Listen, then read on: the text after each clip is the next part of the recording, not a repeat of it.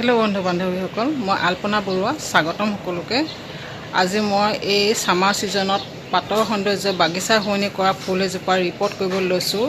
সেয়ে আপোনালোকক দেখাওঁ কেনেদৰে মই কি ধৰণে পটটো মাটি প্ৰস্তুত কৰিছোঁ সেই বিষয়ে আপোনালোকক জনাই লওঁ আৰু লগতে ইয়াৰ যতন আৰু প্ৰতিপালনৰ বিষয়েও ক'ম আপোনালোকক। আহক তেনেহ'লে ভিডিঅ'টো আৰম্ভ কৰোঁ। মই ৰিপৰ্ট কৰিবলৈ বিচৰা ফুল দুজোপা হ'ল এই দুজোপা হ'ল এগ্লনিমা। খুব সুন্দৰ পাতৰ আজিকালি বিভিন্ন ৰঙৰ এগ্লনিমা পোৱা যায়। মোৰ এজোপা ৰঙা পাতৰ আৰু আনজোপা ৰঙা আৰু অলপকৈ হালধীয়া ৰঙৰ দুটা ৰঙত আছে। মই এই দুজোপা ৰিপৰ্ট কৰিবলৈ কাৰণ এটা আছে।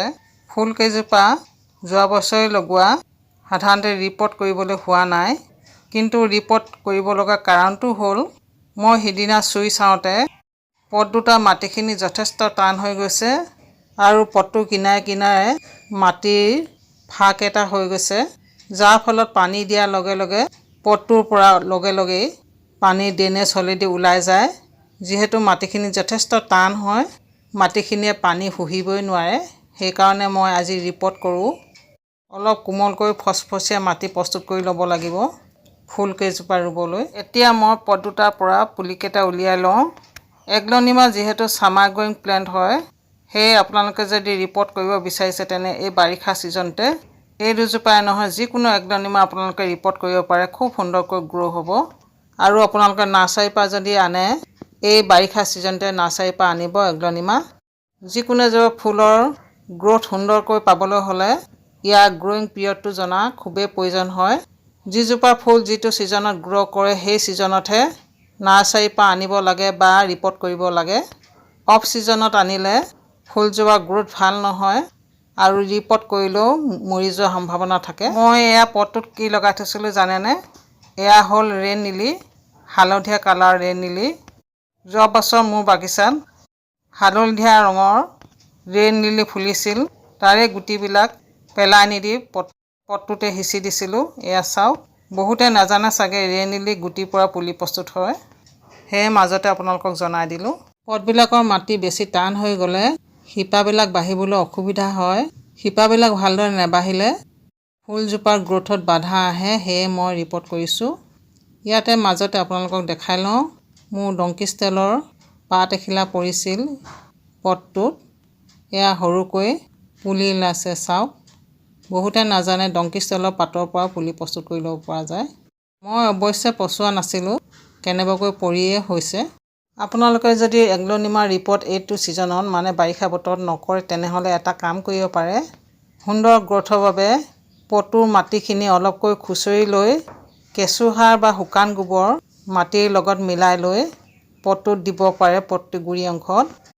তেতিয়াও খুব সুন্দৰ হয় ইয়াৰ গ্ৰ'থ। এতিয়া মই পটকেইটাৰ পৰা পুলিকেইটা উলিয়াই ল'লোঁ। এয়া চাওক। ইয়াৰ পিছত মই এই পুলিকেইটা ৰুবলৈ এয়া মাটি প্ৰস্তুত কৰি লৈছোঁ।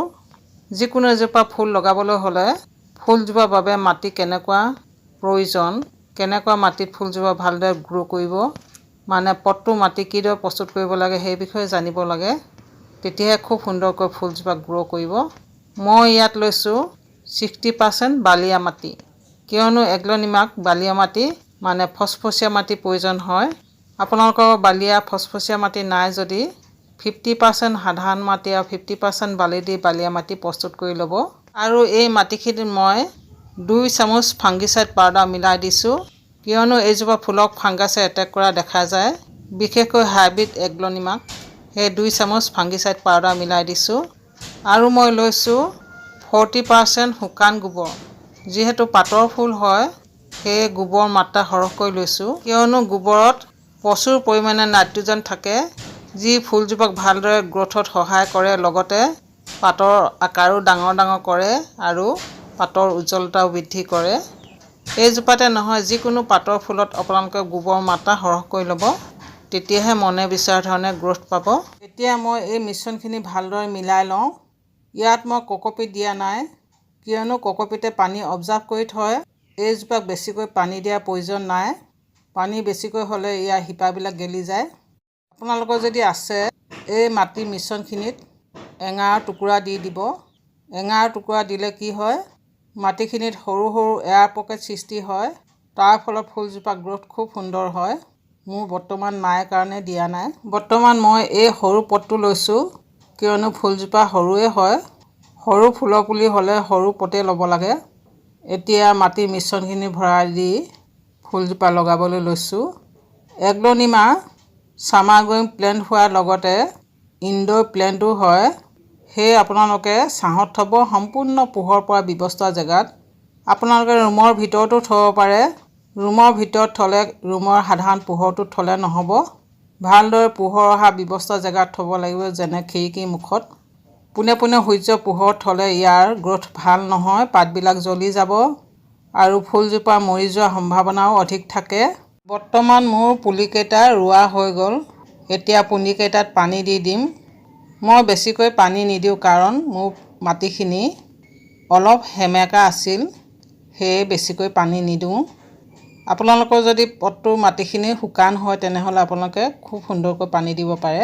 আপোনালোকে যদি পটটোৰ ৰিপৰ্ট নাই কৰা, ফুলজোপা সুন্দৰ গ্ৰোথৰ বাবে প্ৰতি 15-20 দিনৰ মূৰে মূৰে এমুঠিকৈ কেঁচুসাৰ বা শুকান গোবৰ দি দিব পাৰে পটটোৰ কিনাৰে মাটিত। মই অৱশ্যে ৰিপৰ্ট কৰিছোঁ, সেইবাবে এইটো ছিজনত মই কোনো ধৰণৰ সাৰ দিয়াৰ প্ৰয়োজন নাই। এয়া হ'ল ফুলজোপাক মাজে মাজে দিব লগা সাৰৰ বিষয়ে। এতিয়া আহোঁ এইজোপাক পানী দিয়াৰ বিষয়ে। সকলো ফুলকে সম পৰিমাণে পানীৰ প্ৰয়োজন নহয়। কিছুমান ফুলক খুব বেছিকৈ পানী লাগে, কিছুমান ফুলক কমটিকৈ পানী লাগে। এইজোপা ফুলক খুব বেছিকৈ পানী নালাগে। পটটোৰ মাটি 2 ইঞ্চিমান শুকাই গ'লে পানী দিলেও হয়। আৰু আপোনালোকে যেতিয়াই পানী দিব, ভৰপূৰকৈ দিব, পটটোৰ ড্ৰেনেজ হ'লেদি পানী ওলাই যোৱাকৈ। তেতিয়াহে শিপাবিলাকে তললৈকে বাঢ়িবলৈ সুবিধা পায় আৰু ফলত আমি দিয়া সাৰবিলাক ফুলজোপা শিপাবিলাকে ভালদৰে গ্ৰহণ কৰিব আৰু ফুলজোপাৰ গ্ৰোথ খুব সুন্দৰ হ'ব। এতিয়া আহোঁ এইজোপাৰ পৰা পুলি প্ৰস্তুত কৰাৰ বিষয়ে। এই বাৰিষা ছিজনত এইজোপা গুৰি অংশৰ পৰা নতুনকৈ পুলি প্ৰস্তুত হয়। সেইবিলাক ভাগ কৰিলেও আপোনালোকে নতুন পুলি ল'ব পাৰে। তাৰোপৰি ইয়াৰ কাটিঙৰ পৰা নতুনকৈ পুলি প্ৰস্তুত কৰি ল'ব পৰা যায়। মই ইয়াৰে কাটিং লগাইছিলোঁ, এয়া চাওক কি সুন্দৰকৈ গ্ৰ' কৰিছে। এই বাৰিষা ছিজনতে ইয়াৰ কাটিং লগাব লাগে। এইটো একেবাৰে সৰু কাটিং আছিল, সৰুকৈ পাত এখিলাহে আছিল কাটিংটো। এতিয়া চাওক কি সুন্দৰকৈ ইয়াৰ পাতখিলা ডাঙৰ হৈ গ'ল। মই ইয়াৰ কাটিঙৰ প্ৰস্তুতৰ বিষয়ে আপোনালোকক ভিডিঅ' দিছিলোঁ, আপোনালোকে চালে নিশ্চয় উপকৃত হ'ব। এইবিলাক কৰি চাওকচোন, আপোনালোকৰ ফুলজোপা নিশ্চয় খুব সুন্দৰকৈ এই বাৰিষা ছিজনত বাগিচা শুৱনি কৰি থাকিব। অ'কে বন্ধু বান্ধৱীসকল, আজিলৈ আহিছোঁ। ভিডিঅ'টো শেষলৈকে চোৱাৰ বাবে ধন্যবাদ।